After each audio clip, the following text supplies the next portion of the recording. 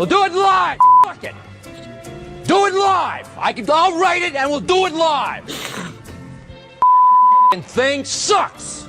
In 5, 4, 3.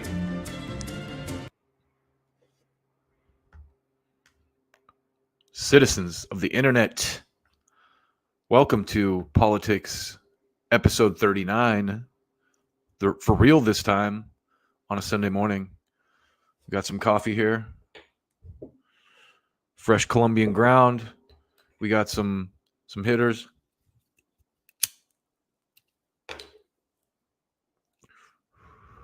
It's Sunday morning and we're good to go. Let's start with this.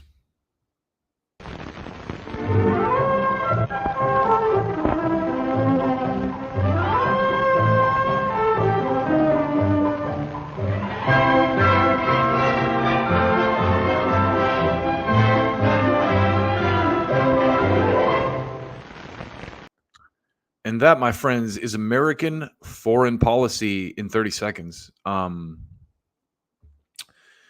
If you caught my last stream, a tragedy happened and the second half was completely muted. I don't know if this is all user error or if my mic is shorting out or the deep state is coming after me or what, but I can't tolerate that. So I deleted it and we're doing it again. We're doing another one. So, I'm going to cover most of the stuff I covered in the original version of this stream, but some new stuff. And we're going to start with your friend Bill Maher, because Bill Maher hosts a show which I like to call Boomer Time with Out of Touch Hollywood Guy, because Bill Maher is very out of touch with what's going on in America at large and politics in general.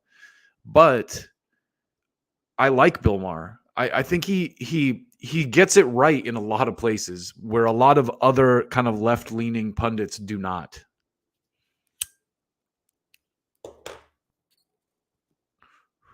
But he's still dead wrong about a lot of other things.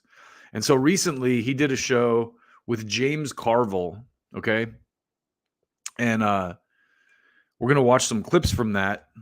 But if you don't know who James Carville is, he is a Clinton advisor who basically, in fact, I should dig this up. You know what?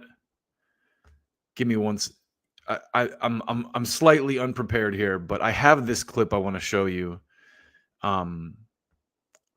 Because what I'm trying to do lately is share my handiwork as well, right? So let me find this video file real quick. I'm gonna show you this this clip I put together recently of how I see Mr. Carville. Let's see. I know I've got it in here somewhere. Where's James Carville? Here, no, Carlin, Bill Crystal. There it is. Okay. So this is kind of to give you an idea who James Carville is. He used to be accomplished scholar, academic. He seemed to be him talking about very Cornel charming West. man. And he's also a minister to the threat of the continued constitutional order in the United States.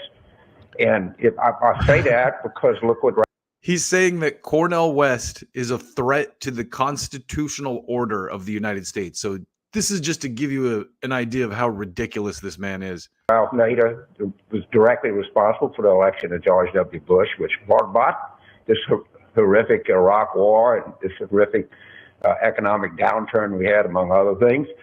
Jill Stein, who's his campaign manager, is almost certainly an agent of the Russian government. If you don't believe me, somebody at home Google photo General Flynn, Vladimir Putin, Jill Stein. She was hosted by the Russians prior to her run-in in 2016. So that's ridiculous because everyone could easily look up pictures of Hillary Clinton with Putin, and Carville's not talking about Hillary Clinton's work with Putin or being associated with Putin. So anyway, let me show you some. We're gonna talk about this conversation that Carville had with Bill Maher as our first story today, and God damn it, it's gonna piss you off. And you're welcome, by the way, because I watched this crap, so you didn't have to. But let's start with this. Just listen to what Mr. Carville says here. Actually, let me switch this view up so you can get a better look at the screen here. Okay, listen to this. Puts the words under podcasts and television shows. They can't do you because they don't know what the fuck you're saying. So it comes out gibberish. But you talk and think like America. That's what the Democrats need. They do. There is this image that, so if you Listen get to a couple this. of voters from wherever, and you ask them, when you think of the Democratic Party, what do you think? And inevitably, it's, well, they're urban. They kind of look out after the cities, and they're Right. old. Right? Right. Could you imagine what would happen if we put 5 people on the stage that had like string a sentence together and had original thoughts and energy, but they Original thoughts and are politics? different. Let's Yeah, not go right. But crazy. there's so fucking much talent out there at every level. Talent. So what is political talent? So you're saying these guys are talented, Bashir, and any women in this group? Whitmer, Whitmer, but right. Gina Ramalto. Gina Ramalto He's is really talented. the... Was the former governor of Rhode Island. She's now the secretary. So he didn't answer Bill's question as to what talent means in politics, but I digress. The idea that James Carville speaks for America on its face is patently ridiculous. But again, he names a bunch of people here who he thinks are talented politicians, and it's very ridiculous. So this next clip I want to show you, Carville and Bill Maher talk about Republicans, and they talk specifically about Chris Christie. And the reason I want you to hear this is because when you think about here, let me remove this real quick. So the state of American politics is such that there are things like post-duopoly, right? The post-duopoly crew, Nick Cruz and Do Dissidents, and a few months ago I called myself post-partisan, which is the same thing. I think post-duopoly is a better actually terminology, because calling the uniparty the duopoly is the absolute truth. And then we need a frame of reference, or a frame in politics right now, that's above Democratic Party and the Republican Party, because neither one of those parties is doing anything to help the working class, and haven't for years. And I say this all the time, but it doesn't, you can vote for red or blue, but you get the same results every time. It's basically, the meme where you get war dressed up with, woke marketing with the Democrats, and you get war dressed up with good down home country marketing with the Republicans.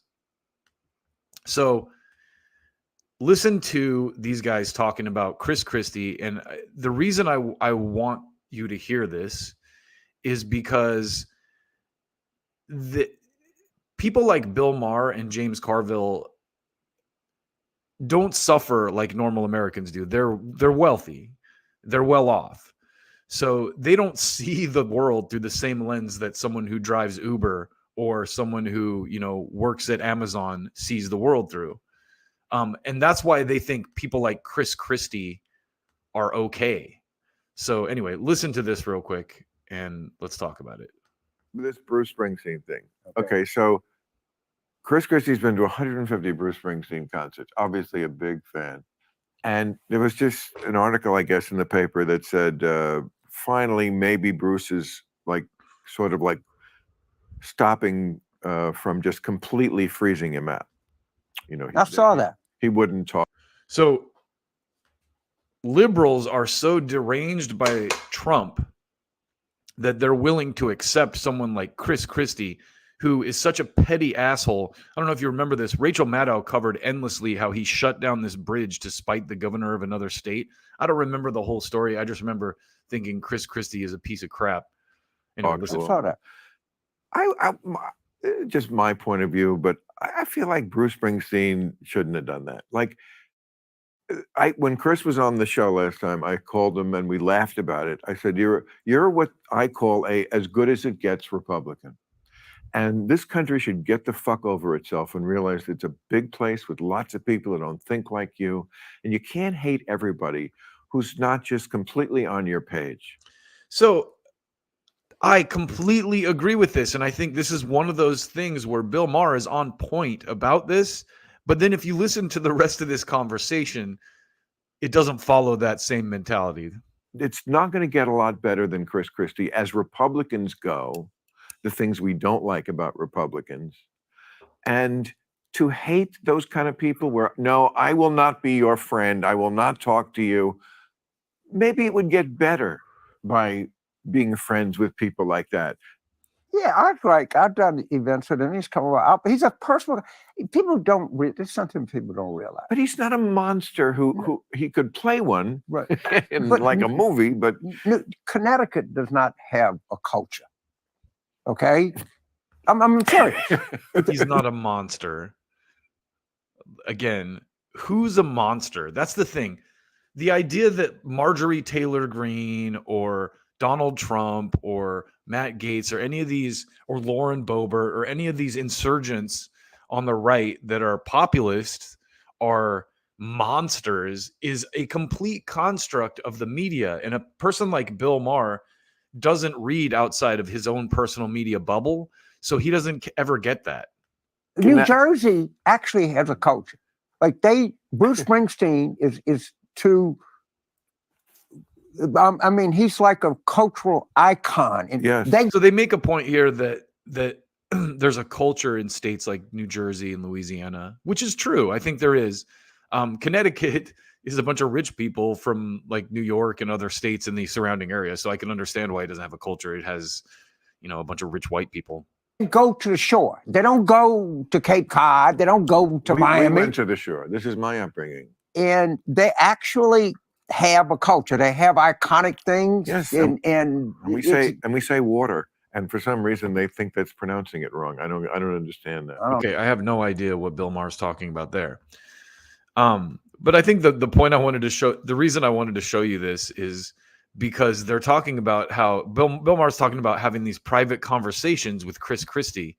So that on its own is kind of tells you what you already know, that the nature of American politics is essentially WWE garbage. Right? It's all an act. You've seen the picture of Mitch McConnell and Nancy Pelosi like high five elbowing under Trump. And really, politics is WWE. And in this next clip, they get into the details of that a little more intimately. Listen to this. And Clinton backstage. And let me go back a little bit. They were getting along. Let me go back a little bit. You got to hear the beginning of this. Fabulously. Backstage. Being said, last year, Bill Maher delivered an obscenity-laced monologue. Okay, listen to this. But anyway, I saw Newt Gingrich and Clinton backstage, and they were getting along fabulously. And that's when I knew, okay, this is a big show.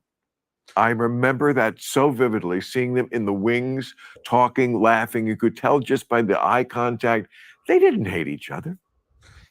And that right there is why people like Trump, because we can see that dynamic, Bill. People can see that dynamic, that the two parties are no different and that they work together to fuck the working class. And you can't see that because you're not part of the working class. And I don't think that you're a bad person, Bill Maher. I think Bill Maher genuinely means well. And I think he's right about a lot of stuff. But I think this is where Trump,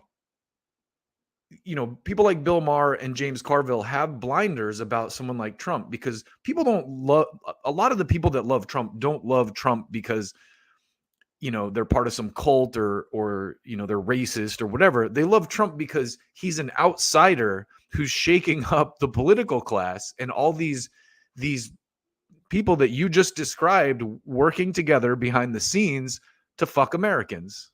Let's keep listening to a little bit more of this. Things about Washington. It's a It escalates, by the way. very prudish place. Yes. I mean, in like, they believe that they're the upholders of some morality, sexual standard for the rest of the country, and they're full of shit. They're just like everybody else. Worse. I remember they had Amish when Clinton was president. That's like Yeah. Hollywood. Well, if you fucking Okay, so this is why I did what I did and cut this into clips for y'all, because so as this interview progresses, these guys get stupider and stupider. And this next clip I'm going to show you, they talk about Trump stuff. And this is where I think it gets really good, because this is where these guys really show how out of touch they are with things in general. This is where they start to speak, as that's the thing about these podcasts, is as they progress, the people get looser and they start to speak a little more freely as it continues. So listen to this, where right here they're going to start talking about Trump and his court issues. well, Trump just blew past. He just Right. the one thing that we'll have to say about him is he said, I could shoot someone on Fifth Avenue and my people wouldn't give a shit. He actually is an adjudicated rapist on Fifth Avenue. A court of competent jurisdiction, a judge said, by any common definition of the word rape, you raped that woman. This is the dressing room one? Yeah. Okay. I mean, that may have happened, but I mean, But, Now listen to this. This is good. a jury in a court Okay. said it did. that fucking means nothing to me, because I know what they know, which is nothing. They know two people said two different things about something that happened in the 90s and of which there's no witnesses or tape. Well, you know so what? we can Bill Maher. Holy shit. Bill Maher's actually right about this. I couldn't believe that, because you have to remember, Bill Maher, no one hates Trump more than Bill Maher. I don't know if you know the backstory between him and Trump, but and I think this is great. I think Bill was right to do this. This is one of the things I applaud him for too, is during the Obama years, Trump was one of those guys who was out, the birth certificate, show the birth certificate, whatever. So as a joke, Bill Maher goes, yo, Trump, you look like the son of an orangutan. And until I see your birth certificate, I'm going to start saying that you're the son of an orangutan. And he showed this like orange-haired orangutan, and it was hilarious. Trump sued Bill Maher for that. He sued him, which is hilarious that he has that fragile of an ego that he has to sue for a joke like that. But Bill Maher made a fantastic point with that, and so here he is actually in the right, defending someone who, and I'll show you why. So this is one of the reasons I wanted to cover this, is listen to this. So this is an article from Jurist Magazine about the E. Jean Carroll suit. Okay. Now, a lot of people don't know this or aren't aware of this, but a law in New York was passed. And so listen to what this headline says. And this is from Jurist. It's not a political magazine by any stretch. It's very down the middle. Trump sued under New York law extending statute of limitations in sexual civil cases. So they literally, in New York, and this is no joke, changed the law just so that they could get Trump on this. And if you think I'm fucking kidding, I'm not. Listen, E. Jean Carroll, a writer for Elle magazine, Thursday filed an amended lawsuit against former President Donald Trump minutes after New York's Adult Survivors Act went into effect. Now, that line is key. Minutes after New York's Adult Survivors Act went into effect. She previously filed a defamation suit against Trump in 2019 for statements he made against her when she publicly accused him of sexual assault.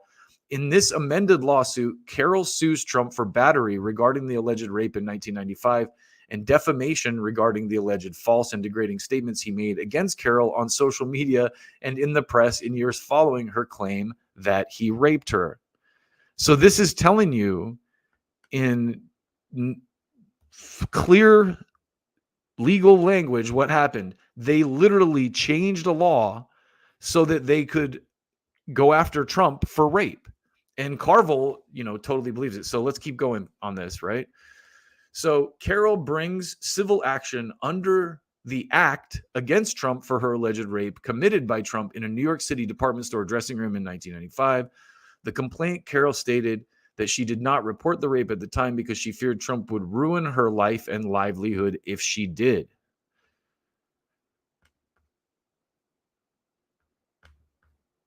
And listen, Trump's a piece of crap. Like, I don't doubt that he did this, but it's a scary precedent if they can dig this kind of crap up and literally pass a law, because it was way past the statute of limitations. So this Adult Survivors Act basically made it so she could file this suit. They literally passed this law in New York just so they could go after Trump. That's how bad they want to get him on something. Let's finish this off real quick and get back to Carville and Maher. So New York's Adult Survivors Act went into effect Thursday, and this is from November of 2022, allowing survivors of sexual assault or abuse who were 18 years or older at the time to file a civil lawsuit against their abuser past the state's statute of limitations. The act was signed into law by Governor Kathy Hochul in May and amends the statute of limitations for civil actions related to sexual offenses committed against adults in the state of New York. Under the act, civil actions which were previously barred by the statute of limitations are now revived. Survivors now have a 1-year window to file the allowed civil actions for cases of sexual assault for which they previously could not file suit past the time limitation placed on the crime. Wow, that sounds very suspicious. And I will again give credit to Jimmy Dore for pointing this out. This is crazy. Whether you like Trump or not, this kind of warfare, lawfare as they call it, will be used against people you do like if you let this happen. If you just gloss past it and let this happen to someone like Trump, guarantee you. And Jimmy says this all the time. I keep quoting Jimmy because he's on top of it. The only thing Jimmy does, he gets called right wing for this, is share news outside of what the mainstream deems acceptable. Because there's plenty of great news and people doing really quality reporting outside of that sphere. I mean, when you look at what happens to good reporters like Matt Taibbi, Glenn Greenwald, for example, who report against the current power structure, which is Democratic and liberal, they're called right-wingers, but they're not. They're just reporting critically on the current power structure. So our politics have become so tribal that even, media is now based on your tribe. You believe and read only what your tribe sanctions and deems worthy. Everything else is quote unquote disinformation or Russian. And we'll get to some of that later with Justin Trudeau and the Nazi thing. But I brought this all up just to show you how wrong James Carville is about Trump. And cheers to Bill Maher for actually being credible on this, right? He actually, has the correct take despite having good reason to hate Donald Trump. He's being honest here. I can't look. I hate Donald Trump as much as But I anybody, understand. but I can't say for sure. I just know that just because 9 people said they think that, I can't. First of all, But yes, they had more evidence. In other They words, did? yes. So Bullshit. but she Carville told is full me of shit. What was this the evidence? happened. What was the that evidence? Has been. Other people that she told contemporaneous with partisan. it. Well, which you is know, okay. Whatever. A jury said that, Okay, that he you know did. what? You know more about this But- case than apparently I do, and maybe if I knew everything, I would be completely. I know that a jury. Yeah, I tend to have more faith in most people. In juries, I think most of them really try to weigh what's there. And I do know Especially that a juries jury.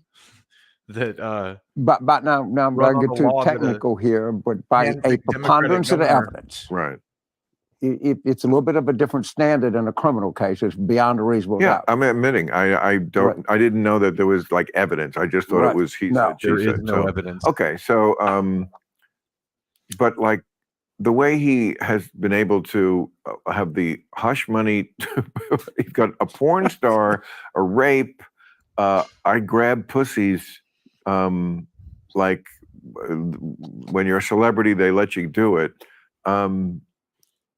There is a genius to his madness, and the thing I always say about Trump, you have to remember, he's stupid and crazy, and they're two completely different things. And this, See, I reject that too. The guy was the president of the United States. Okay, I said the same thing about George W. Bush. People called him stupid. I'm like, listen, the guy was the fucking president of the United States. So call him stupid all you want. He's doing something right. He's smart enough to get into the highest office in the world. I mean, you can argue against that now. Maybe some of U.S. hegemony has been lost a bit, but like to call Trump dumb is dumb because the guy was president, and before that, he was an international superstar, world renowned for his money making brand. Rappers wrote songs called "I'm Rich Like Donald Trump." You know what I mean? Like this idea that he's just some dumbass is dumbass. But let's keep going.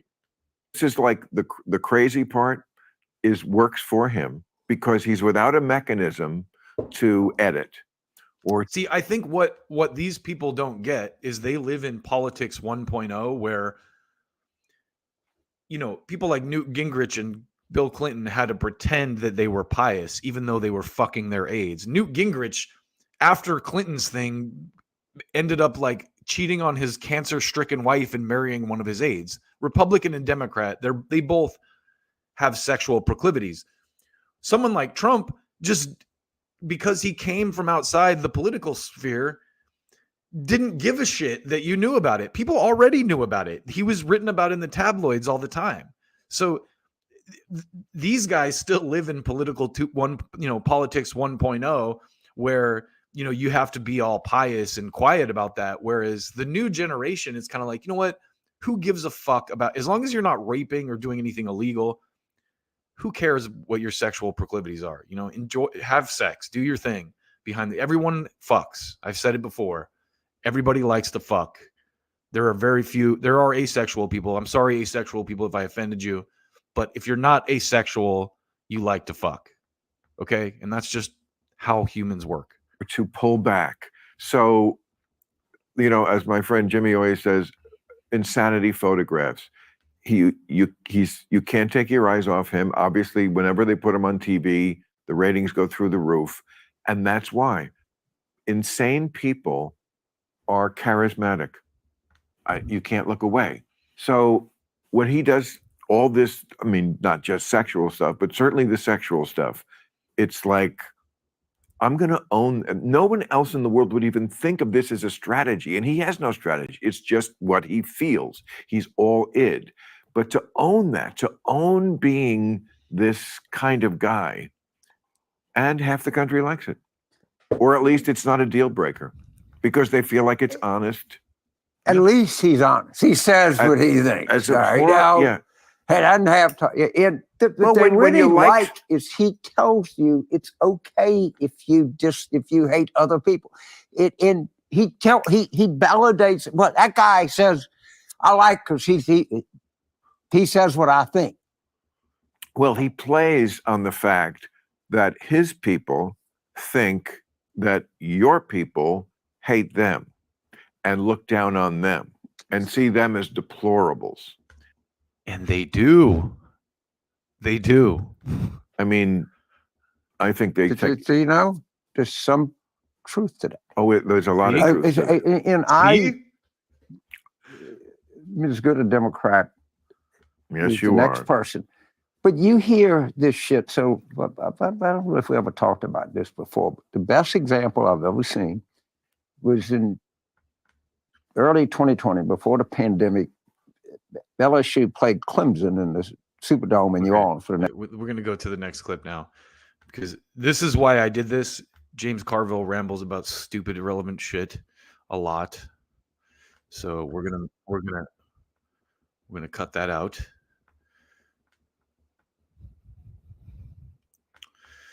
So this next clip, they talk about what he just said. Bill Maher set this up. He goes, you know, they think that that you hate them, and then and that because they're, and he's like, that's because they're all dumb. They're all. So listen to this. This is where they talk about what's called, they call coastal arrogance or coastal elitism, and I think there is a lot of truth to this, and a lot of America sees this, and it's something that, you know, I've tried to come around to in recent years, because I've always, you know, I've apologized to a lot of my conservative friends who I think were right, especially about a lot of stuff during COVID. They were right to be skeptical and critical, where a lot of other people were just glad that Trump was gone and like, okay, I'll do whatever you want, guys. Anyway, listen to this. That people look at, there is a certain coastal arrogance in this country, Coastal arrogance. and people feel it. Right? Yes. They just do. And you can't tell me that it doesn't exist, because I know that it does. I feel it. I feel it all the time. Mm-hmm. Yes, there is. Yeah, it's a lot what we were just saying before about people have to be able to talk to each other, even if you don't completely agree. The other person is not a deplorable. I get it. Like I would never. Some of them are. Of course they are. Some of them are. Yeah, Yes. Yeah, okay, but Yeah, that's true. And some people on the left are deplorable. Yes. I'm sorry. I find See, the left to be just annoying. Exactly. They're more than just not important. It's just okay, now this is important, lefties, because I argue with people on the internet all the time. There was a guy on Twitter the other day who was going off about what a right-winger Jimmy Dore is, and that's the one person I will white knight for relentlessly, because Jimmy has been right about everything, and he is relentlessly attacked by the unserious NATO left types. This guy, Leftward Swing, was saying, because Jimmy said a bunch of stuff about the COVID and the companies that pushed it and sold it. And this guy's like, oh, Jimmy's a right-wing conspiracy theorist, blah, blah, blah, blah. And no, this is the arrogance of the left. And what I asked the guy was, hey, can you name anything that the quote-unquote left that you're supposedly representing has accomplished in the last 30 years, aside from dividing itself into stupid high school-like cliques? And he probably blocked me. I don't think he ever responded. But that's the reality. And what Carville says right here, he shows you the hand of the Democratic Party, because he's a strategist. This is a guy who works, he's a lifer who's worked for the Democratic Party. And listen to what he says about the left right here. annoying. Exactly. In the Western far left is habitually the most stupid, naive people you can imagine. And they come up with these really goofy constructs, and it's all about feeling good about yourself. Yeah. Well, And just the- feeling, as opposed to like free speech. Like if your feelings are hurt, that's more important than free speech. You know, I told my students, Another point in the Bill Maher column for getting it right. One of the more occasions, more rare lately, that he actually gets it right, but he gets that right. I said, the only reason that I have not invited David Duke to this class is I am a fucking moral coward. I don't want the president of the university to crap a pineapple. Oh my God. That might I be don't the truest wanna- thing that James Carville has said on this show so far. Well, I would have zero philosophical problem. And if I'm your teacher and this son of a bitch comes and change your mind, then shame on me. I'm not worried about it. But I don't understand. I literally don't understand it. No, by the way, I think it would be quite interesting to see someone like you talk to him, because like we don't really see in our normal lives, This is interesting. and this is a point of progress, racists. You know, people who are like very overtly racist. Yeah. What do they do? Where do you see them? Listen to this. They'll come up. You can just tell. I mean, some people, But that's what do they say? racist. What do they Keep in mind, there's a PR campaign going on to convince America that white supremacists are taking over the country. say? Well, no one's going to say it to me, but I know people that, come on, man, they're everywhere. You kidding me? Well, they are definitely there. I don't know. I don't know if they're everywhere. Right. When somebody Again, said, this to give Bill Maher credit, he's nailing it on that. It's like, yes, of course there are racists in America, but largely, listen, I've been out in the city a lot lately, and people are genuinely, and maybe I'm sheltered because I live in Los Angeles, which is a very diverse city, but I think most cities are diverse. I was just in Des Moines, and it's insanely diverse. There's a huge Indian culture there. Eastern Indian, like from India, you know, and when I get out into the city, I don't see racists. Like, people that are openly racist are instantly condemned and extra, you know, what's the word? Not excommunicated, but exiled from society. Like, get the fuck out of here. Like, we don't want your bullshit. People do not like racists, and I think Bill Maher is right. Yes, there are racists there, but says, you know, I like what Trump says. I get it. Yeah, if somebody has a Confederate flag on the back of a fucking pickup truck, a Confederate, I know what you're saying. Okay, I see them all the time. A Confederate flag, yes. I see it all the time. Okay, No. I like what Trump's saying. No, that's too big a stretch. There are plenty of people who like Trump who are not racist. yes, thank you again. Bill Maher is correct here. And listen to this guy. This is the Democratic Party still.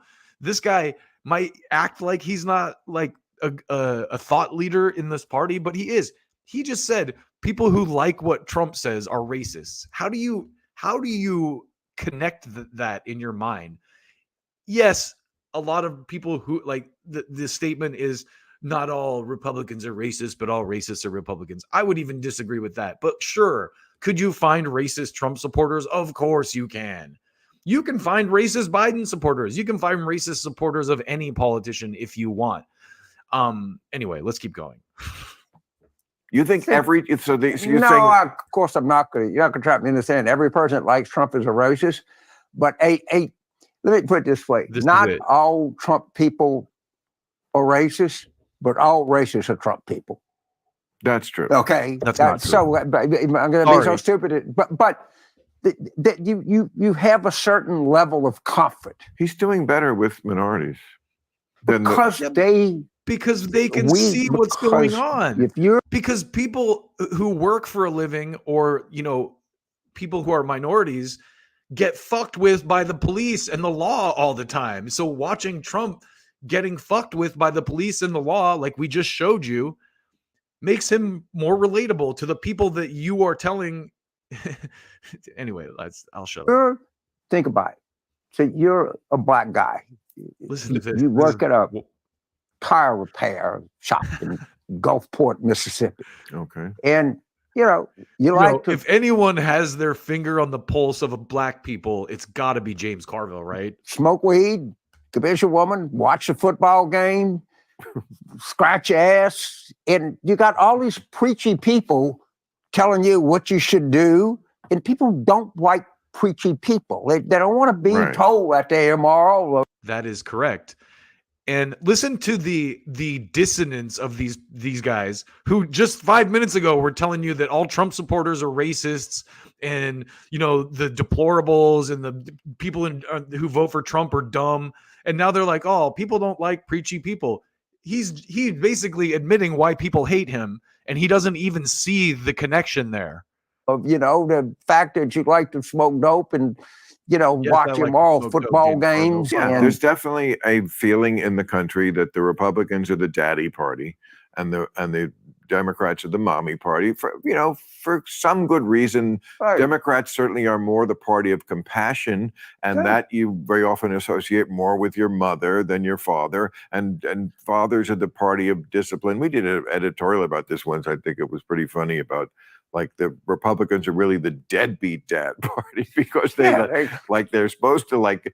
All right, so I'm not gonna. I swear I'm not gonna cover this entire conversation, but I do have a couple more clips from it. I know, like I've already spent the first 45 minutes covering this this story or this podcast, if you will, but I'm gonna spend a couple more minutes because this is where I think it starts to get pretty good. So in this next bit, they talk about the Republicans and how Trump has quote unquote changed the Republicans. So listen to this for a second. We'll try to keep these short. There was some more patriotic. There was the guy at the hardware store that coached the little league team and, gave money to the Christmas present drive for poor.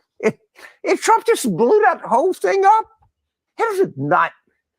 Right. You think Trump is anti-abortion? Oh, come on, how many abortions do you think Trump has made? Maureen Dowd once asked him about abortion in his life, and I think his answer was, what an interesting question. Like, what's your next question? He just, But you know what? It doesn't matter what Trump's personal take on abortion is because he's a hero to conservatives. He helped get the judges in to get Roe v. Wade repealed.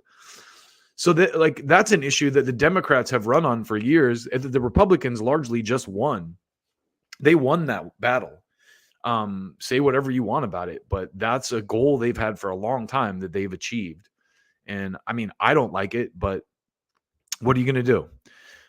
So in this next clip, they talk about the Russia shit. And this is, again, where I have to really check Bill Maher because his Trump derangement syndrome really shows on this one. So here, check this out.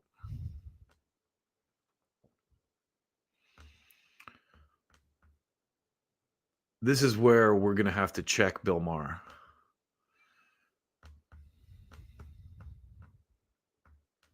Listen. Do you think, when all the history is known, would you guess that the Russians have compromised on Trump, or that's just liberal fantasy? No, I have always said that the Russian hoax theory is a hoax.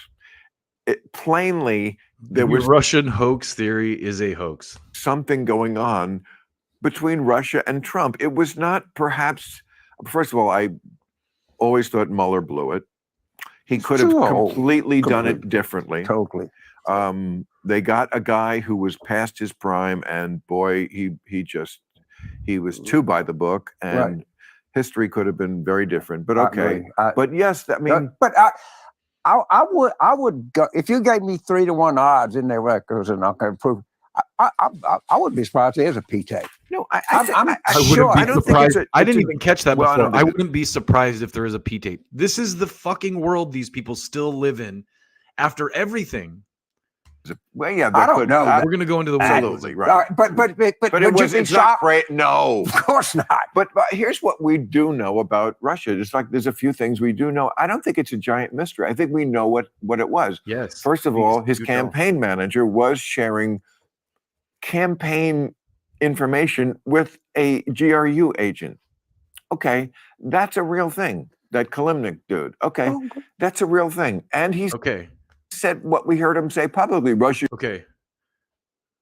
If you're listening, no, Eisenhower didn't Let's start here with the Kalimnik thing, because I want to go into the weeds on this, because this is where Bill Maher is absolutely Stupid. So check this out. He mentioned Konstantin Kalimnik. Let's go right here to I'm jumping a little bit ahead of myself here, but key figure that Mueller report linked to Russia was a State Department intel source. Isn't that interesting? So what do we have for our next slide here? Let's read this lovely bit of information, shall we?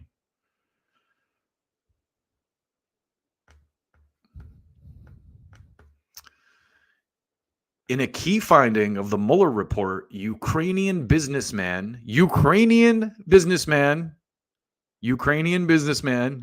not Russian, Konstantin Kalimnik, who worked for the Trump campaign chairman Paul Manafort, is tied to Russian intelligence.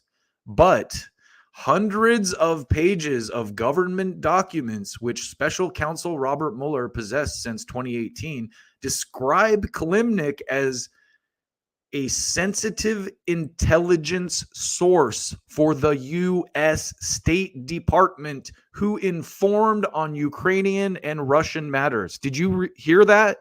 The guy is a proven State Department asset. So this idea that he was sharing, where are you reading that he was sharing information with the GRU agent, Bill? Because this guy was a State Department asset. And this is the siloing of media that's made America stupid. Bill Maher doesn't read anything outside of his own personal echo chamber, so he doesn't know about this. He's never heard this story because it's right wing. Why Mueller's team omitted that part of the Kalimnik narrative from its report and related court findings is not known. I think it is known, actually. But the revelation of it comes as this accuracy of Mueller's Russia conclusions face increased scrutiny. The incomplete portrayal of Kalimnik is so important to Mueller's overall narrative that it is raised in the opening of his report. The FBI assesses Kalimnik to have ties to Russian intelligence, Mueller's team wrote on page 6, putting a sinister light on every contact Kalimnik had with Manafort, the former Trump campaign chairman. What it doesn't state is that Kalimnik was a sensitive intelligence source for state going back to at least 2013 while he was still working for Manafort, according to the FBI and State Department memos I reviewed. So what do you have to say to that, Bill? I don't know. I just don't know what Bill has to say to that. Let's keep going, though. Offer Brazil or some country to fuck with our elections. Again, the insanity of doing it publicly. And it's like the guy who is fucking around so he gets the center table at the hottest restaurant. Trump is a little bit of a troll / roast comedian. So he said that shit as a joke. That's in the Jeff Gerth article from the CJR, the Columbia Journalism Review, which Bill should read, the Jeff Gerth piece about the muddying of the president. Let's keep going. In town with the girl. If I was gonna fuck her, would I be here and then where everyone can see me? It's hiding in plain sight, and he does it. He gets away with it, and he's gonna. I think he easily could be the president again. So, the last thing I want to just touch on before we move on is this thing about Hillary Clinton. Federal campaign watchdog finds DNC Clinton campaign over dossier spending disclosure. And this is another thing outside of Bill's personal echo chamber, but here it is. The Federal Election Commission has agreed to a fine of over $100,000 against the Democratic National Committee and Hillary Clinton's 2016 campaign over an investigation into alleged misreporting of spending related to the now infamous Steele dossier. So this isn't a partisan thing. This is the FEC, the Federal Election Commission, a nonpartisan organization, a part of the government, a legitimate, fining the Clinton campaign for making up the Trump-Russia thing. And Bill Maher has never seen this. So I wanted to also show you before we close out this, before we finally close out this this bit here, this piece that Maher did on Mueller a while back, because he went after Mueller. We won't watch the full thing, but you have to see this.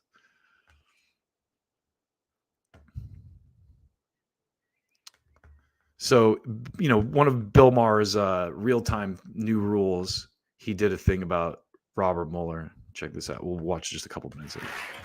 And finally, new rule, just because you have a stone face doesn't mean you belong on Mount Rushmore.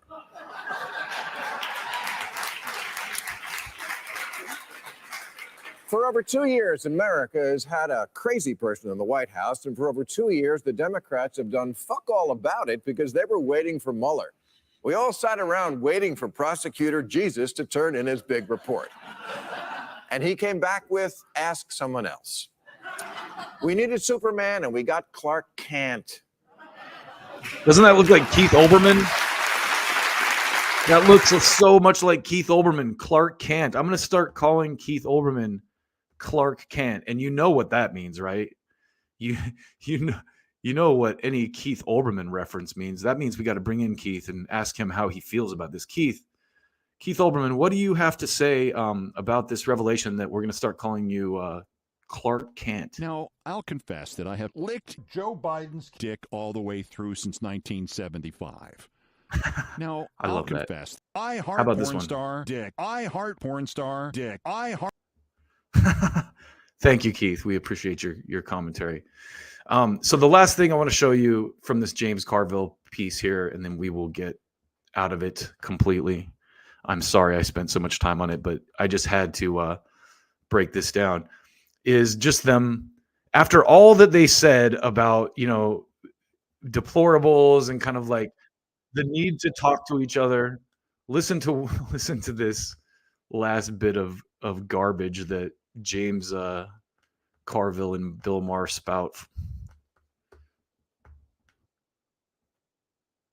Don't you love when they go and interview these people at a Trump rally? I shouldn't. It's not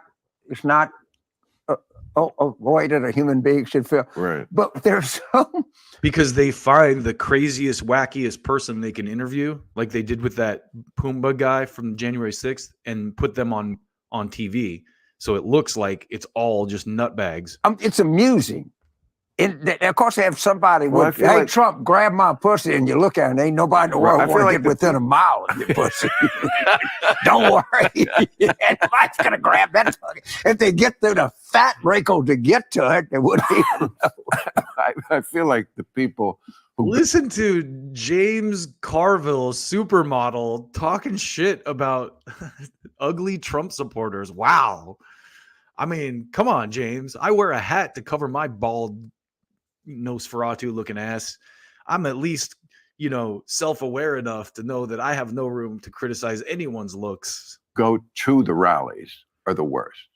Yeah. These are the people. And Bill Maher's kind of right here. He's kind of saying what I said earlier about how they find the absolute craziest, most bombed out person they can put on TV and go, look, this is what Trump supporters look like. For some of them are deplorable. Yes, some of them are. I feel like those are the types who, if you're actually getting your ass out to go to a Trump rally, I mean, what, you don't have the grades to get into the tractor pull? I love. See, again, when I see it on doing like this right here, Bill Maher, is why people love Trump and hate people like you and James Carville, because 5 minutes ago you were talking about how we need to be more understanding and talk to each other, and now you're just sitting here pretending like the people who don't think like you are pieces of shit and lower class people and dummies. Somebody goes and they interview people. Yeah, I can't. I gotta admit, it gives me. I shouldn't do it. It's not. I do. You should never do it in my business. I actually feel superior to these people. There it is. I feel superior to these people. He's just said it out loud. Jeez, I'm pretty fucking stupid, but it's like right. Whereas the That's why they obnoxious hate you. left And that's why feels superior to you. But See, I that's- laugh at the obnoxious right. I find them humorous. Oh, I find them The both humorous. obnoxious Right. left, they believe that they actually And here's Carville again telling you how the Democratic Party views all of y'all on the left.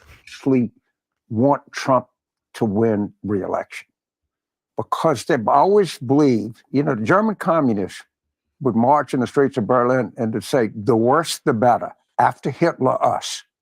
And the left, if you read these really left-wing things, they believe that there are sleeper cells all around the country.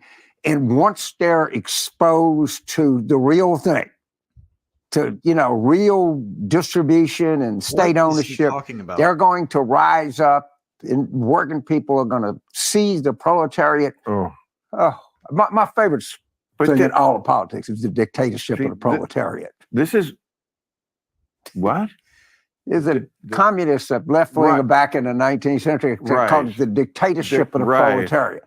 And what they would say to you and I, free speech, the oppressor cannot have free speech. Right. The oppressed. Now, who is the arbiter of the oppressor or the oppressed? I have no fucking idea who makes that determination. Now, that's a great point that he would not live up to. I'm sure he's pro censorship, even though he's kind of saying here that he's not. Very scary time as far as like people who on both sides think that the other side is such an existential threat that anything is justified for winning. I mean, this is where the Republicans already are. Now, to the Democrats' great credit, they are not there yet at all.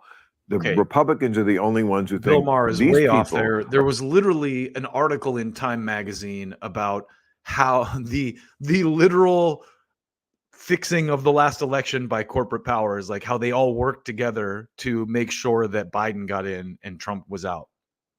So I spent an hour on that, which is way more than I should have, but I really had to go into the weeds and illustrate where these guys are just way off. And that's my Sunday morning. So that's welcome to Politics Sunday morning coffee. I think I'm going to be doing this regularly. So, thank you for checking it out. And we're going to keep going. So now that we know that James Carville feels superior to Trump supporters and people who don't think like him, let's jump into something that these two men were extremely stupid about. And I'm not going to show this whole thing, but it makes me feel good because it's my people, Max Blumenthal and Aaron Mate. And so to set this up a little bit, I'm going to start with Twitter, because I feel like if you've been watching any of the lefty shows, Do Dissidents or Jimmy Dore or any RBN, you've no doubt already seen this, but I need to provide some context here. So I'm going to do that with this clip. I'm going to do that by shamelessly self-promoting my own Twitter account. And this is what I want you to see, because this is absolutely, to me, hilarious. Where is it? Did they take it down?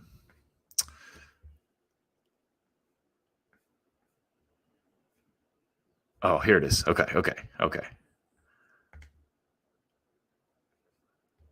Forgive me for the delay. So recently in Canada, they got caught honoring a Nazi.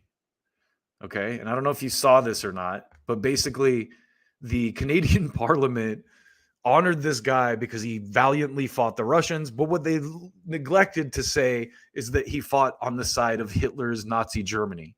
So what I think is funny is when Justin Trudeau got called out on this, listen to what his response, listen to how he handles it. Obviously, it's extremely upsetting that this happened. The speaker has acknowledged his mistake and has apologized. But this is something that is deeply embarrassing to the Parliament of Canada and by extension to all Canadians. I think particularly of Jewish MPs and all members of the Jewish community across the country who are celebrating commemorating Yom Kippur today. I think it's going to be really important that all of us push back against Russian propaganda, Russian disinformation, and continue our steadfast and unequivocal support for Ukraine, as we did last week with announcing further measures to stand with Ukraine in Russia's illegal war against it. So instantly pivots to the Russian propaganda thing. And so what I said is, at this point, you have to be one of the absolute stupidest people alive to buy any claims of Russian propaganda. They transparently use it as the scapegoat for everything. For everything. So Max and Aaron were vindicated on the Gray Zone because they've been reporting on this for years. And I just want to share like just the intro to their latest stream where they talk a little bit about and friend Aaron Mate in witness protection. And we're live on Rockfin as well. I wanted to call like I should have called like an emergency stream or something, just because I'd never felt so vindicated before. Well, I mean, I not in such an instantaneous way. It's always this gradual process of vindication. But in this case, it was like the mainstream media was saying what we've been saying for years, since 2014. Well, maybe they haven't quite come around to the contemporary Nazism. Aaron, what were your initial thoughts and reactions when you saw what which now astounds the world? On September 22nd, Canada's Parliament, while hosting another Zelensky panhandling session, I love that, honored with Zelensky a standing ovation, a rapturous standing ovation, a veteran of the Ukrainian Nazi Waffen-SS Galicia division from World War II, one of the last living veterans in Canada, Yaroslav Hunka. What were your initial reactions? First of all, since you raised the issue of the Gray Zone being vindicated, you really could make like a top 50 times the Gray Zone's been vindicated and talked about the Gray Zone being vindicated, because this does happen a lot. But it's interesting that it has to happen on this issue, because you shouldn't, of all the issues that are like no longer controversial in North American culture, Nazism is supposed to not be controversial. Everybody agrees the fact of the Nazi Holocaust happened. Everybody agrees that Nazism is bad. But yet our propaganda system is so powerful and the devotion to U.S. hegemony is so strong that when our government decides they're going to ally with Nazis as part of a long historical legacy, actually, of protecting Nazis, which goes back many, many years, including in Canada, all of a sudden it becomes off limits. And when the Ukraine proxy war escalated with Russia's invasion, all of a sudden you couldn't acknowledge anymore that historically, not just in the last 8-9 years of the post-Maidan coup era, but for a long time, there's been this alliance between the West and the followers of Bandera in Ukraine, which includes a neo-Nazi contingent. And it took this standing ovation for a literal Nazi to break the taboo on that. Because, you know, you look at the apologies from the Canadian lawmakers, this is the first time I can recall, I mean, someone could correct me if I'm wrong, since Russia invaded, that there's been any kind of apology or reckoning whatsoever with the heavy Nazi, neo-Nazi contingent inside of Ukraine. And albeit in this case, it came with a veteran of the Nazi forces in World War II. But still, it did force a reckoning with who we're still currently supporting today, because the followers of units like the Waffen-SS are now still fighting in Ukraine, and we're still arming them, as the Gray Zone's been reporting on for many years. So there you have it. And I wanted to juxtapose that with the Bill Maher, James Carville conversation, where they say we feel superior to Trump supporters, because those dummies have been calling everyone a Russian propagandist who reports on this very thing that now the mainstream press is kind of accepting, thanks to Canada. So thanks, Justin Trudeau, for blowing the lid off this whole thing for us. We appreciate you, Trudeau. You're the man. Thank you. And on that note, I want to pivot over to Jimmy Dore's recent speech at the UN, and let's watch just a little bit of that, because my theory is that Max Blumenthal probably made this possible to some degree. But let's give you a bigger view of this here.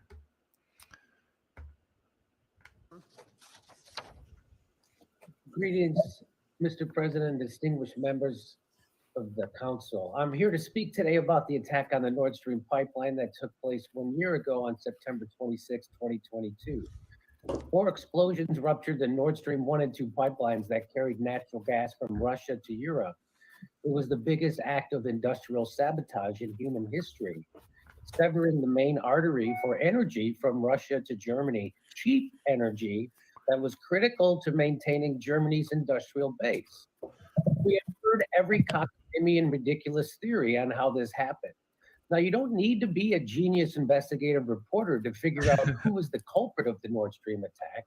Incredibly, most Western news outlets ignore the fact that the President of the United States, Joe Biden himself, announced on February 9, 2022, that he would in fact attack the Nord Stream 2 pipeline, saying, and I quote, "If Russia invades Ukraine, tanks crossing the border again, there will no longer be a Nord Stream 2 pipeline. We will bring an end to it. I promise you, we will be able to do it."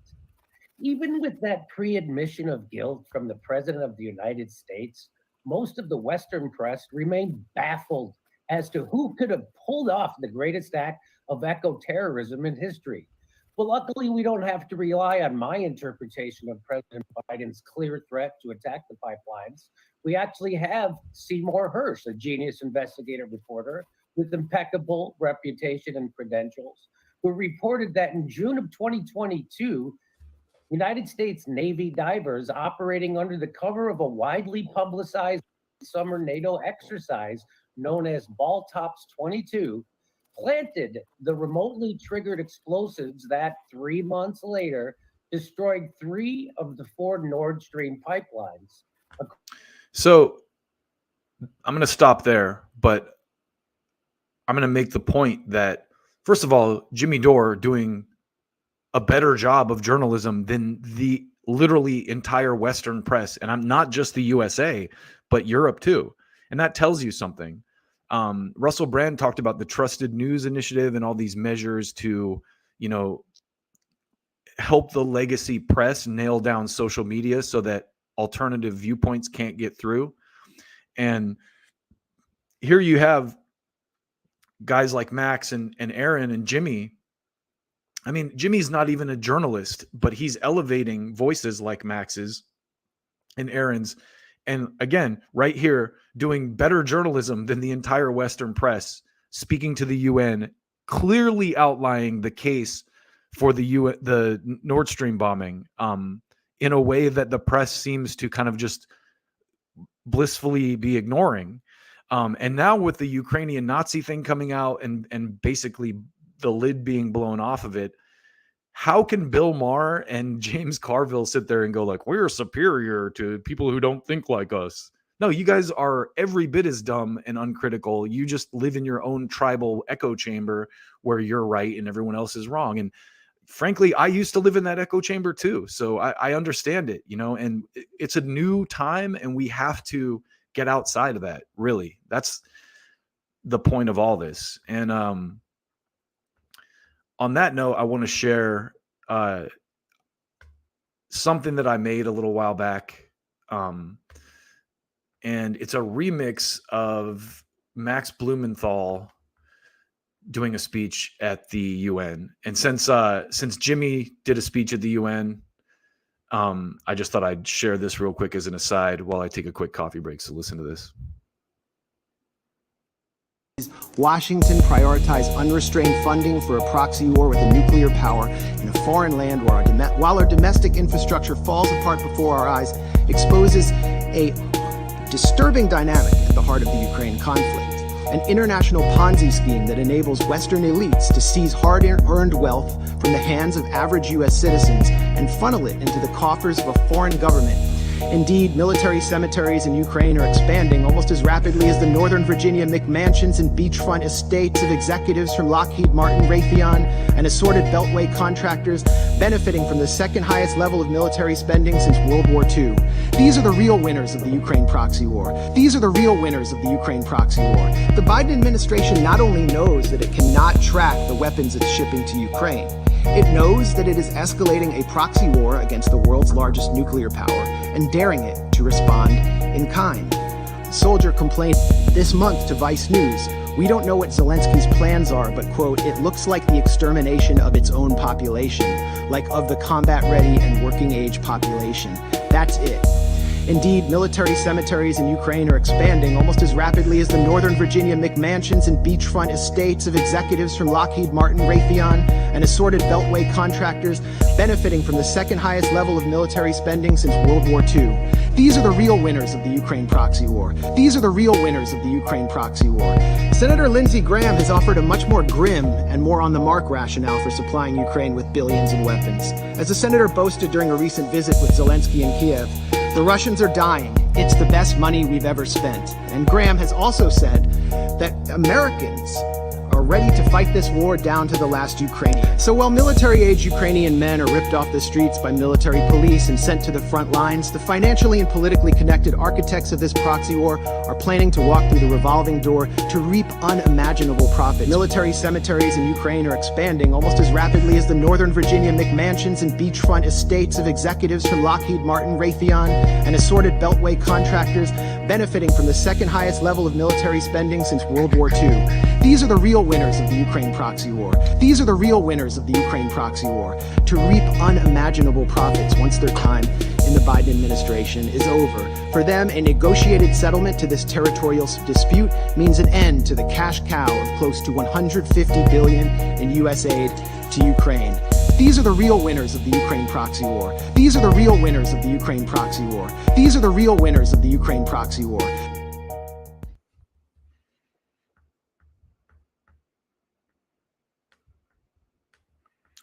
So that is my Max Blumenthal remix in honor of the heroes of real journalism here. So speaking of heroes of real journalism, I also wanted to share this clip that let me intro this by saying that you've all seen what's going on with Russell Brand, okay? And this is a common theme with people who are over the target. They get smeared for sexual misconduct. And in the case of Russell Brand, I think the claims are pretty clearly disingenuous, but I really loved what Kurt Metzger had to say on Jimmy Dore the other day. So watch this. The trusted news media has to prove their innocence to me now for every single story they say. Yeah. Not the other way around. He doesn't have to prove he's innocent. Yeah. In fact, I don't know since when in the hell that was now the law. But the entire British media, anytime they say anything about anything, America sucks. I mean, America's is like, probably we're on the same boat, but the British, same boat. Yeah. British media, when I see them, I can't, maybe it's just the accents is what is getting me. But I don't trust a single goddamn thing they say. I don't trust their editing. Yeah. Everything's a Joe Rogan color swap. That's how they approach every single story. Here's the thing. They don't want you to think for yourself. They want you once. So the point that Kurt makes there is a valid one. And we have so much precedent to base that on of the media lying to us. I mean, off the top of my head, I have the Vietnam War, the Iraq War.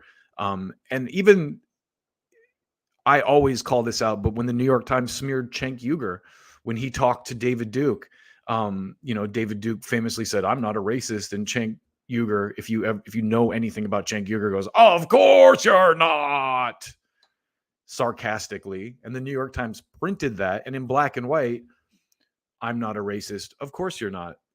Looks like Cenk Uygur is agreeing with David Duke, which he was clearly not if you saw the tape. But the New York Times ran that story, and then they got called out for it, and they quietly kind of reeled it back. But remember when they smeared Bernie Sanders followers as Nazis and Bernie bros and all that kind of stuff. So Kurt nailed it right there. The media is guilty until proven innocent with these kind of claims. They make ridiculous claims and they get away with it. And so if you've been following this at all, Russell Brand was, not deplatformed. YouTube still runs his videos, but demonetized. So he can't make money on YouTube because of things he did that have nothing to do with the content he puts out on their platform. So Glenn Greenwald, I think, did one of the best kind of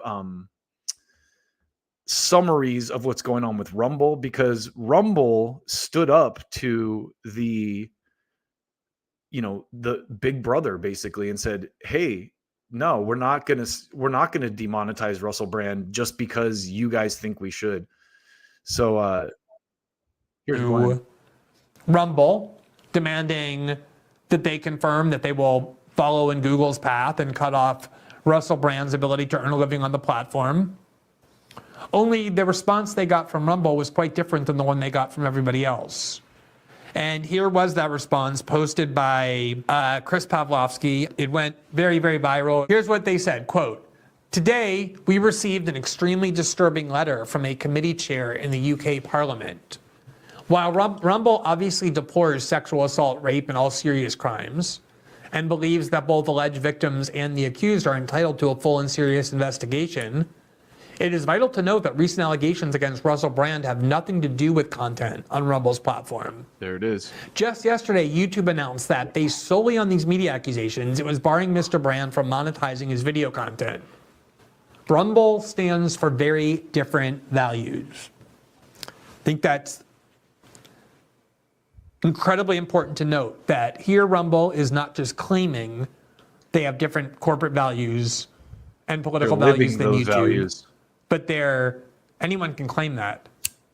They're standing up in a way that they know is a very risky way to write to a very powerful, though ridiculous person inside the British government, to tell them that, yes, we know that YouTube did exactly what you wanted them to, that they announced based solely on media accusations it was barring Mr. Brand from monetizing his content. Rumble, however, stands for very different values. So I will make the point here that I think, could Rumble have asked for any kind of better PR situation than this, where they get to be the foil to insane Big Brother authoritarian style censorship? No, they could not have. I mean, this is like a PR dream for a company like them. And so in some ways, I think, well, in a lot of ways, I think this whole thing with Russell Brand is a good thing, because it's calling attention to this. And like we just saw with the Nazi thing, it's like the media has clearly been lying at a scale unimaginable.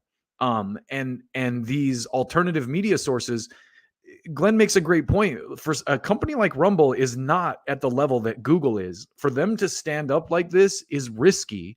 They're not a big money maker like a YouTube is. So it is a very principled take. The other thing is they're based in Canada, so maybe they have the luxury that a YouTube doesn't. And if I'm looking at this situation from a pragmatic standpoint, you have to say, okay, look, you work at YouTube, right? You get a request from the British government, and these guys have no feelings. They're looking at the numbers, right? They're going, okay, we can leave Russell Brand up, or we can take a principled stand and say no. And then the UK government is going to run smear pieces. There's going to be smear pieces about us, how, we're platforming an alleged sex offender and all this stuff. So at the end of the day, it makes more sense for us to take action against Russell Brand until the air is clear, and listen to the UK government than it does to fight the UK government and really cause a lot of damage to our, public reputation and power as it be.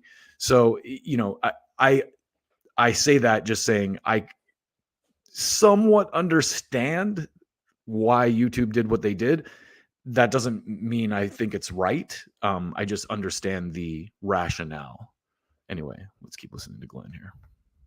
And this is something that I have been stressing to everybody I can find ever since I came here as the reason I came here. And I know there's questions. Well, how do you know they're really authentic? And in some way, you have to rely on your intuition. I've gotten to know very well the founders and managers of this company. And I've seen them in the past do things like choose to not be in France as opposed to take orders from the French government when. That's a great point. Rumble is not available in France because the French government told them to take down content. And they were told to remove RT and Sputnik and other Russian media, even though the French government has no authority to dictate to Rumble what media outlets they can and can't platform. They chose to prioritize their values of permitting a free internet over their corporate interest of having access to the French market. Also, the thing people don't think about is that if Russian propaganda is really this big problem, why are you working so hard to censor it? Why not just address the claims directly and prove that it's propaganda? I mean, you could do that if you had a legitimate case to make, but they don't have that case, so they have to shut off these alternative viewpoints. And I've said this before, when there's a Democratic administration, Fox News is the most honest news because they're legitimately opposed to the power structure. And the same is true when a Republican administration's in charge and you have an MSNBC is critical of power, because under Obama, all Rachel Maddow did was criticize the Republican opposition to him and help push his agenda. But when Trump was president, they did the opposite. They did everything in their power to take down the Republicans. And I think that that's the state the press should be in. Now, should they be lying by omission and leaving out things like they did with Trump? No, of course not. The Konstantin Kilimnik thing we just covered about how he was a State Department asset, but somehow people like Bill Maher think that that's a smoking gun, that Trump worked with Russia. It's fucking ridiculous. And when you read the indictments, even these guys were basically questioned by the FBI after they were wiretapped and then indicted for giving false statements to the FBI. It's a clear setup. Anyway, I'm getting off track. But here they're doing so in an even more aggressive way because YouTube just set the example of what everyone can now point to is the act that you're supposed to take regarding Russell Brand, which is cut him off based solely on accusations. And here's Rumble standing up, of infinitely smaller size than Google, obviously, and even YouTube, and saying, we're not going to do that to our creators because we stand for different values. Quote, we have devoted ourselves to the vital cause of defending a free internet, meaning an internet where no one arbitrarily dictates which ideas can or cannot be heard, or which citizens may or may not be entitled to a platform. We regard it as deeply inappropriate and dangerous that the UK Parliament would attempt to control who is allowed to speak on our platform or to earn a living from doing so. Signaling out an individual and demanding his ban is even more disturbing given the absence of any connection between the allegations and his content on Rumble. We don't agree with the behavior of many Rumble creators, but we refuse to penalize them for actions that have nothing to do with our platform. Although it may be politically and socially easier for Rumble to join a cancel culture mob, doing so would be a violation of our company's values and missions. We emphatically reject the UK Parliament's demands. I don't know how you can be more impressive than that. I have so much respect for people. Gotta applaud Rumble for that. And I saw Kim Iverson and Craig talking the other day about there's some people that believe that Rumble is compromised, or that it's like a trap or something, like everyone's gonna move over there and then they're gonna start censoring too. And Kim made a great point that like that's a ridiculous conspiracy theory, and if that happens, people can move to another platform. Other platforms should and will pop up if that trend continues. So let's wrap this up. People who are willing to stand for a cause when it means that doing so may risk their own self-interest. It was obviously the thing that made me regard Edward Snowden as a hero, that he had no benefit at all from doing what he did. He did it because he believed the public had the right to know the surveillance system under which they were living, and did so knowing that he'd likely go to jail for the rest of his life, and has instead had to spend a much better alternative, but by no means a good one. 10 years in exile in Russia, a country he never chose to be in. Or people like Daniel Ellsberg and Julian Assange, who knowingly stood for their cause and went to prison for doing so. Or a company like Rumble. I recently, or not recently, last year, interviewed a professional tennis player, Tennis Sandgren. So Glenn makes a lot of great points there. And I think Rumble needs to be applauded for being a platform that values or lives their values, which is rare in this day and age. And, you know, I'm going to stay tuned to how this unfolds, but maybe it's because they're Canadian. And this has also become a worldwide issue at this point. A free internet, in some ways, is kind of transferring American values to other countries. You know, you see like in the UK, for example, they don't have a First Amendment. So it's easy to censor someone like Russell Brand. Rumble's based in Canada, and the people that are canceling Russell Brand are based in the USA. So there's already this kind of worldwide dynamic at play here. And I think it's an opportunity for Americans to spread our values of free speech and open dialogue to the rest of the world in a very legitimate way. Will we do that? It doesn't look likely right now, but that opportunity is there. And people who really value this country and the values and the ideals that it was founded on would support that premise, that we should use this as an opportunity to go, hey, you know, there should be open dialogue on all this stuff. And the idea that we just shut people off because we call them Russian propaganda is patently ridiculous. Look at what Justin Trudeau just did. He just helped us illustrate that point to the max. So keeping on the theme of the uniparty and the ridiculous things that both parties do here, let's talk about Bob Menendez, the Democratic senator who was basically run out on corruption charges a few years ago, and was just indicted again. And just to show you the stunning lack of self-awareness, this is what I call SL SLOSA. The acronym is SLOSA, stunning lack of self-awareness. That's what Chuck Schumer has here. So Ken Klippenstein, God bless him, put this little slideshow together. The fourth indictment of Donald Trump, just like the three which came before it, portrays a repeated pattern of criminal activity by the former president. Politics. Bob Menendez was indicted for the second time in 10 years. How the new case compares to 2015.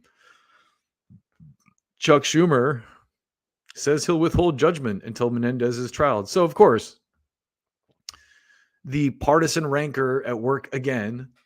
We will withhold judgment when it's our side, but everyone else is a criminal with a long history of doing bad stuff.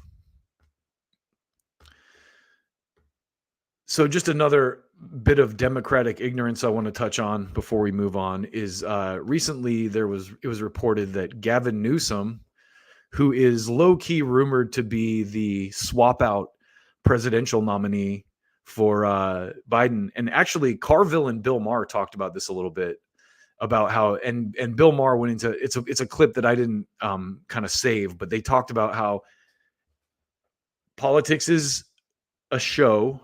To them it is, and the guy with the most Hollywood, the best look, is the guy who's going to win, and Newsom kind of has that. And I don't disagree that he has that like leading man kind of thing going for him, but I thought this was great. Gavin Newsom is worried about misinformation and micro cults because his son is asking him about Andrew Tate, Jordan Peterson, and Joe Rogan.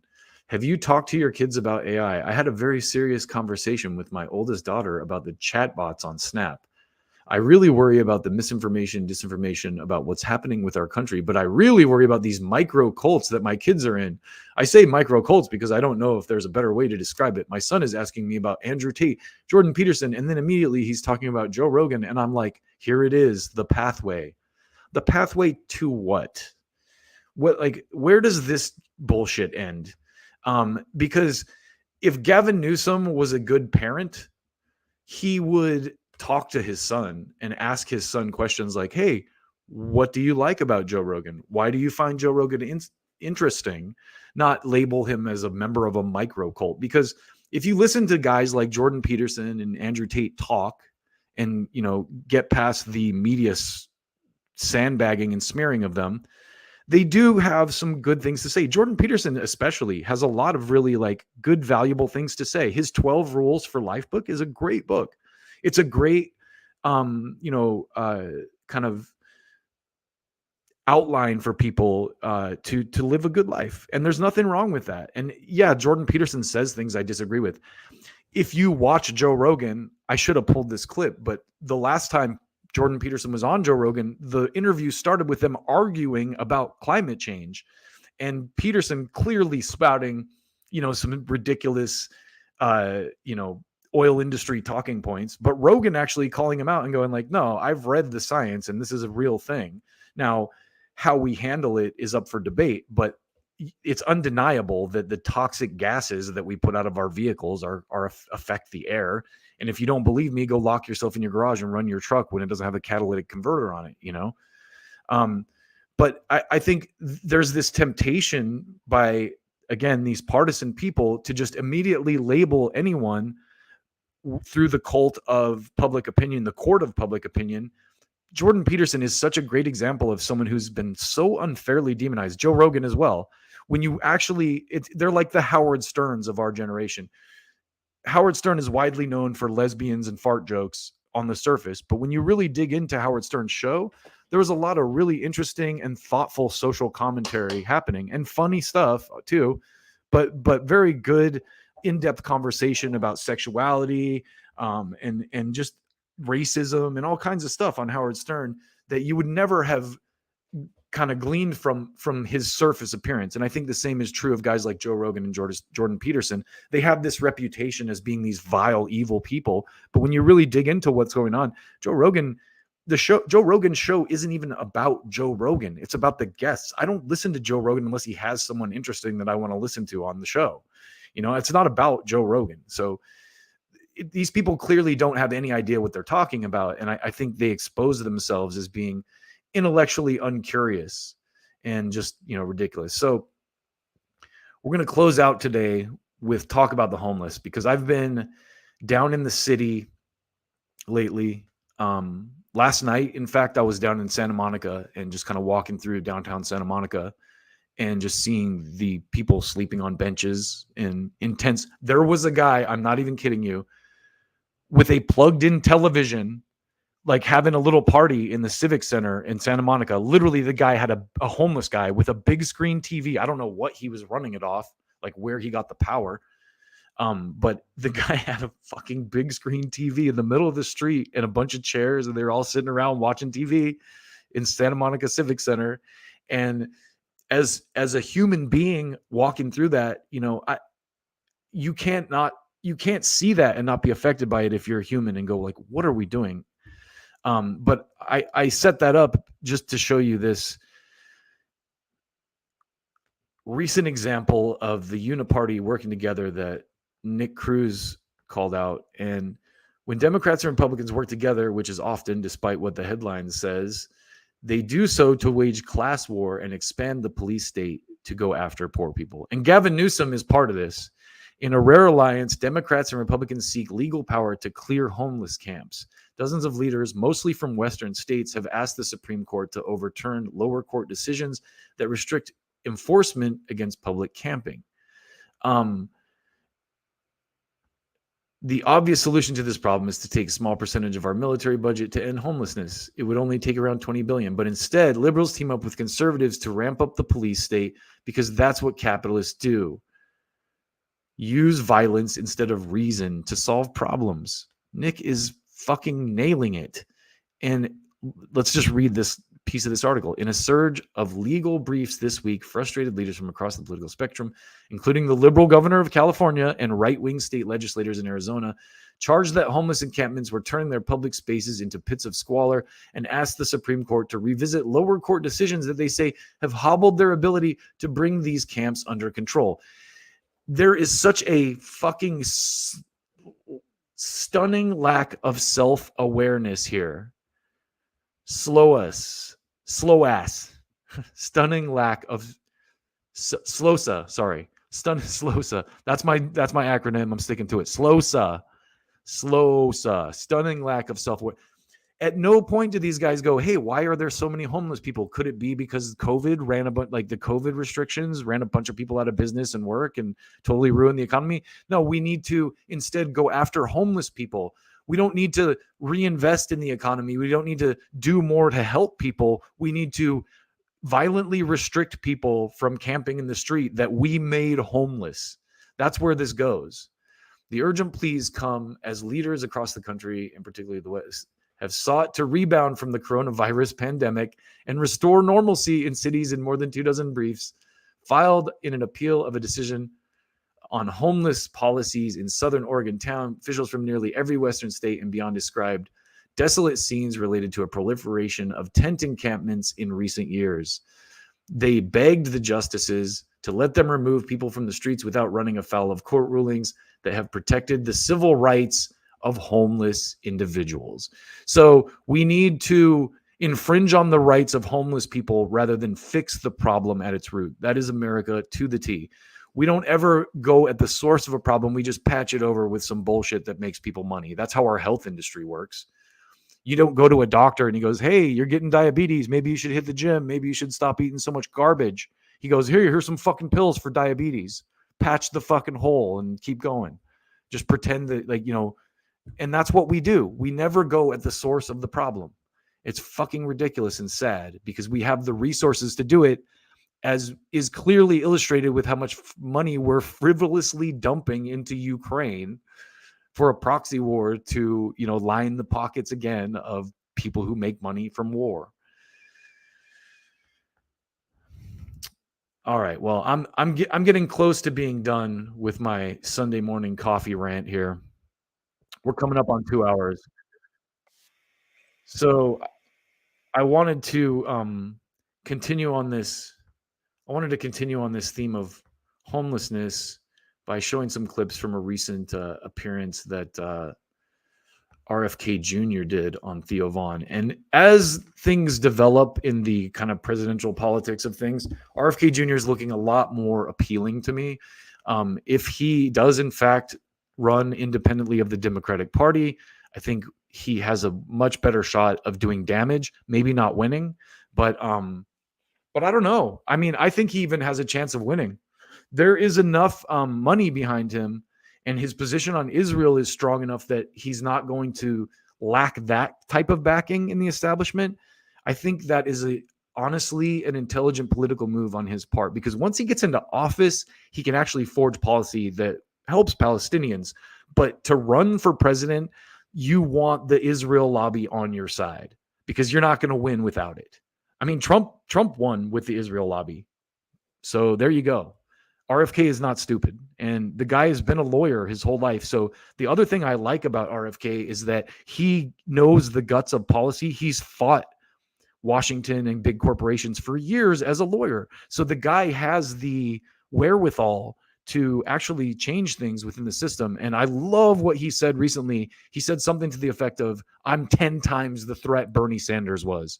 And I fucking hope that he follows through on that because, like I said, it's early in the cycle, and time, kind of irons out all the wrinkles. People like Cornel West are kind of, I love Cornel West, but he's trending away from where I'm comfortable with. And a lot of people who I respect are saying the same thing, specifically the RBN people. But Max Blumenthal and those as well. Now, with RFK, again, he still hasn't debated Max Blumenthal, so that's a problem, and I hope that he addresses that. But let's listen to what he says in regards to the homeless problem, because, I wanted to juxtapose that Democrats and Republicans versus the homeless thing with this, because he makes some very great points here, and it's clear that he knows what he's talking about. Home cost $815,000. Wow.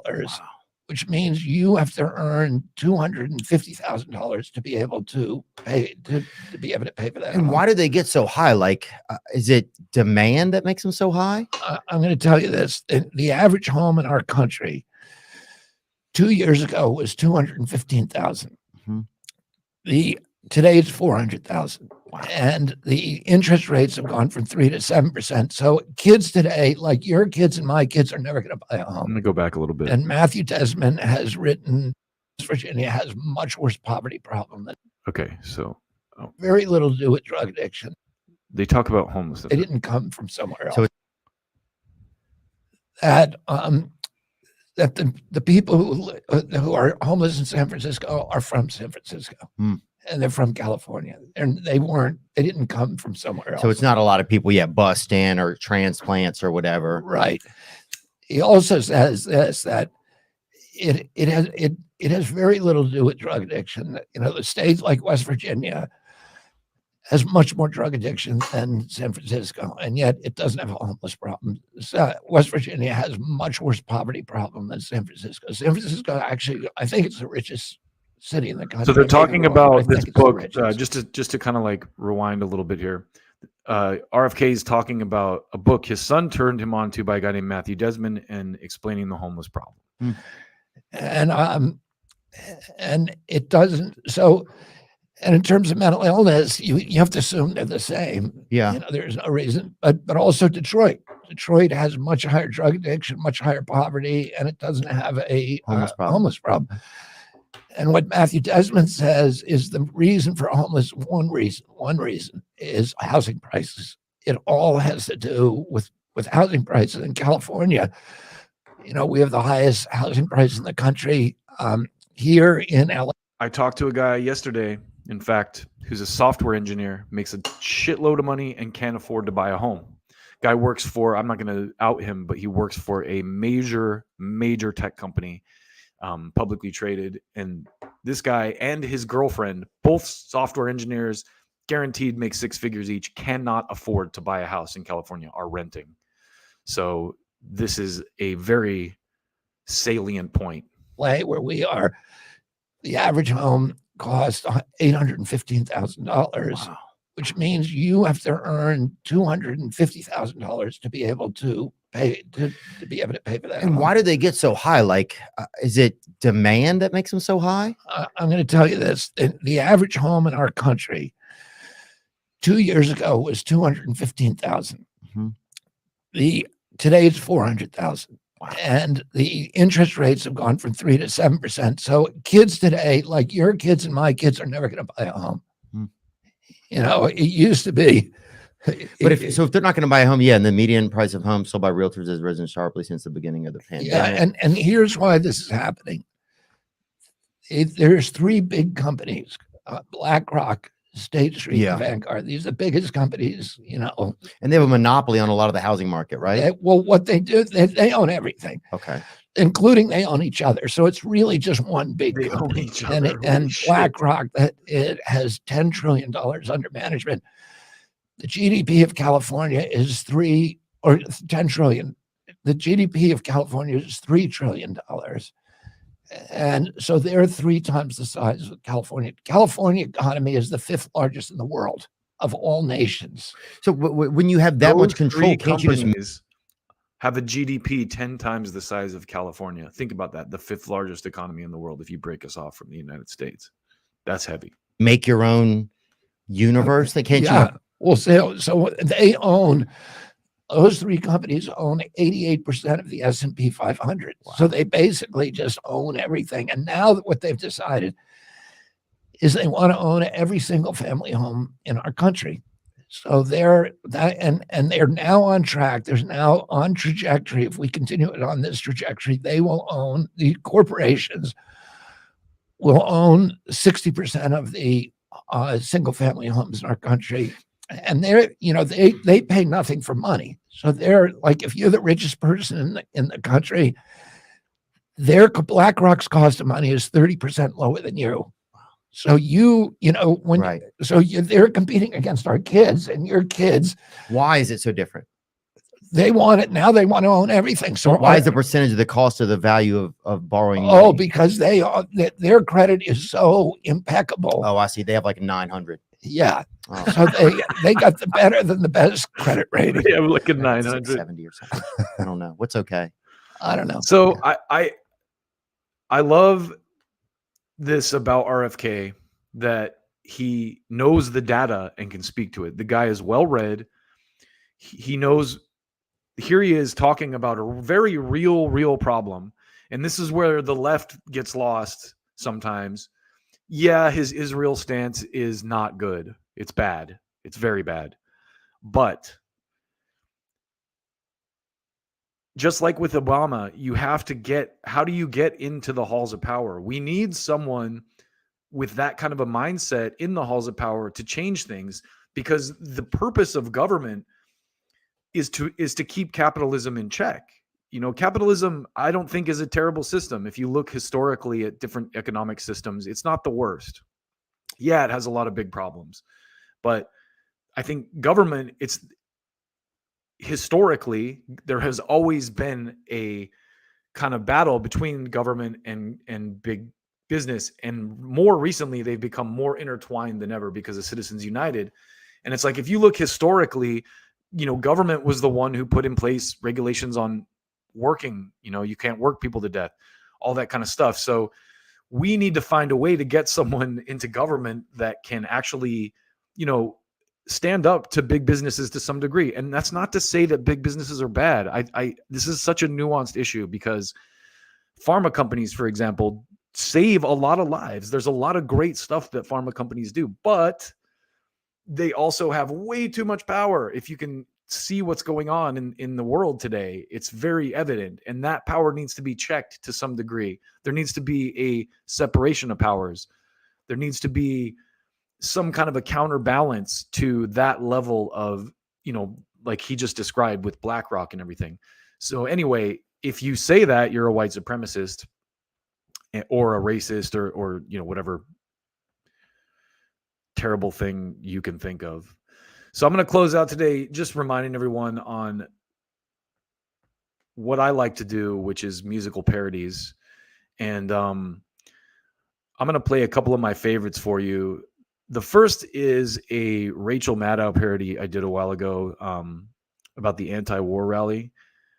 And then I'm going to close out on my all-time favorite political song that I've ever made.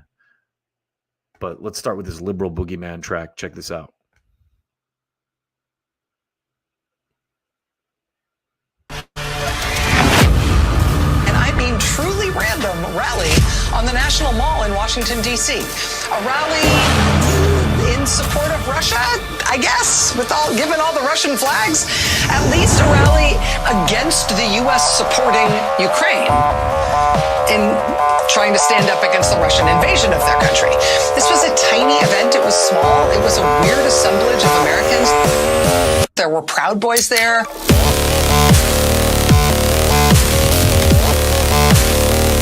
There were Proud Boys there.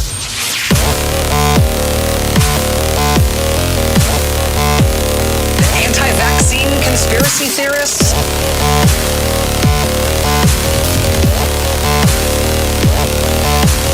Tucker Carlson?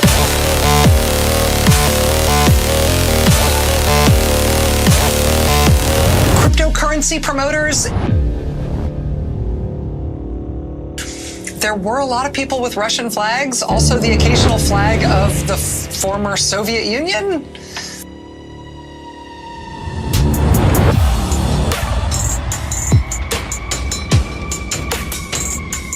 There were anti-vaccine conspiracy theorists, a lot of them.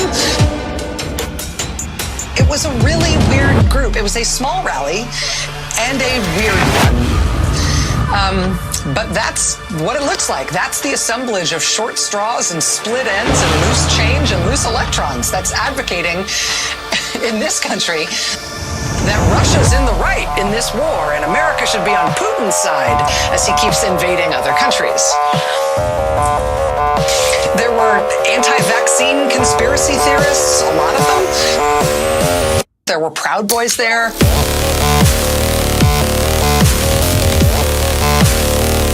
anti-vaccine conspiracy theorists.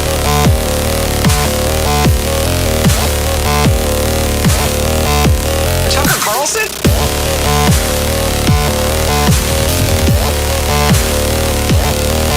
There were Proud Boys there.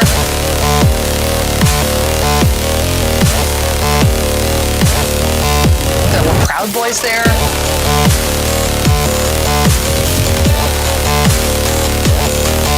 People with Russian flags.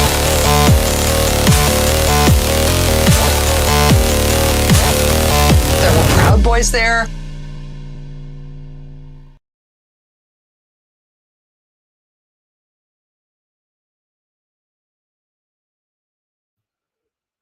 I'm so proud of that. Not to stroke my own ego here, but in that middle part, when it kind of dies down and she's like, this assemblage of short straws, and it shows Tulsi Gabbard, there's like this spooky like music that comes up. It's like, there were people with Russian flags, and it gets all like horror style. It's brilliant. I'm sorry. I love that one. And it's rumored actually that Tulsi Gabbard might be RFK's running mate if when he announces. So I think that is a winning ticket, you know. Tulsi, one of the few people out there who has just been and that's the thing that RFK has, is he has appeal across the aisle. There are a lot of disaffected populist Republicans who I think would vote for RFK Jr. And there are a lot of disaffected populist leftists like myself who would vote for him. So if I'm looking at the race, so to speak, as it stands right now, RFK is looking like he's the guy that I would lean towards at the moment. We'll see how things pan out. Like I said, it's early and time will iron out all the wrinkles. But I'd like to end with one of my all-time favorite duopoly parody songs, and it's called Fund the Police by Marjorie Taylor Greene featuring AOC. And thank y'all for watching my stuff. I appreciate all of you. And, I'm going to keep doing this. There's been some mistakes along the way, but I think I really like getting up on Sundays and doing this. So Sundays and Wednesdays, tune in and let's keep the conversation going. You know, I feel like we're at a point where something's got to change, and hopefully my ranting about it affects something in some way. But and it's not all in vain, but it is something that I enjoy doing, and so I sincerely appreciate any of y'all who are listening or watching. And let's end on this note right here.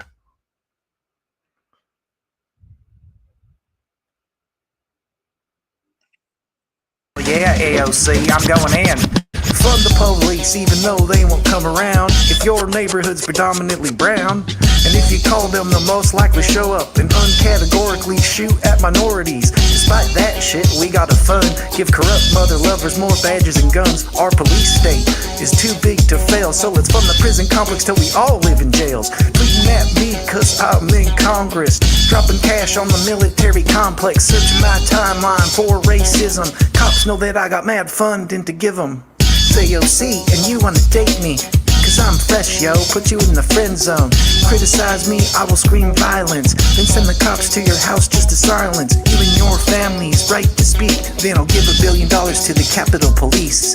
I'm in the house, yo, we got the purse strings to fund the police state and do all the worst things, but I'll never do anything out there like vote against war or for universal health care. Fund the police.